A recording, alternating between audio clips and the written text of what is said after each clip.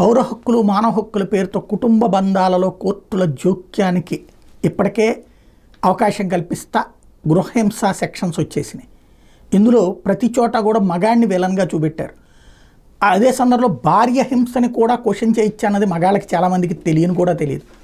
అలాంటి దశలో చివరికి భార్యతో సంసారానికి రమ్మంటే కూడా అత్యాచారం కేసులు పెట్టాలన్నటువంటి అంశం మీదన సుప్రీంకోర్టు కేంద్ర ప్రభుత్వాన్ని అడిగితే కేంద్ర ప్రభుత్వం మాత్రం అట్టడి పిచ్చి పని చేయొద్దని చెప్తోంది. భార్యతో బలవంతంగా లైంగిక చర్యలో పాల్గొనడాన్ని అత్యాచారంగా పరిగణించి శిక్షిస్తే అది దాంపత్య బంధాన్ని తీవ్రంగా దెబ్బతీస్తుందని కేంద్రం పేర్కొంది. దీనివల్ల వివాహ వ్యవస్థలో చాలా అవాంతరాలు తలెత్తాయి. వైవాహిక అత్యాచారాలు నేరంగా పరిగణించాలని కోర్టు దాఖలైన పలు పిటిషన్ మీద ఈ మేరకు సుప్రీంకోర్టులో ప్రాథమికంగా ఇది ఇచ్చింది, అఫిడవిట్ వేసింది.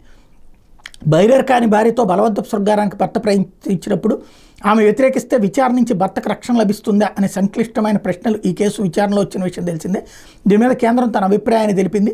వైవాహిక అత్యాచారం విషయంలో ఉన్న మినహాయింపును కొట్టివేస్తే తీవ్ర పరిణామాలు తలెత్తుతాయని, భార్య సమ్మతి ఉందో లేదో రుజువు చేయడం కష్టమని, ఈ సవరణను దుర్వినియోగం చేసే అవకాశాన్ని కొట్టేయలేమని చెప్పింది. సమాజం మీద నేరుగా ప్రభావం చూపే నిబంధనకున్న రాజ్యాంగ పద్ధతి మీద అన్ని రాష్ట్రాలను సంప్రదించి సమగ్ర దృక్పథంతో నిర్ణయం తీసుకోవాలి. ఎందుకంటే ఇది న్యాయాంశం కంటే సామాజిక పరమైన మహిళా స్వేచ్ఛ గౌరవం హక్కులను రక్షించుకునేందుకు ప్రభుత్వం కట్టుబడి ఉంది.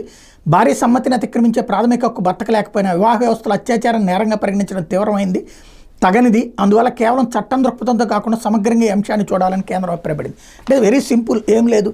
ఇప్పటికే భర్తల్ని వేధించడం కోసం అని చెప్పి ఏదైతే వరకట్న వేధింపుల సెక్షన్ నుంచి గృహహింస సెక్షన్లు వాడుతున్నారు.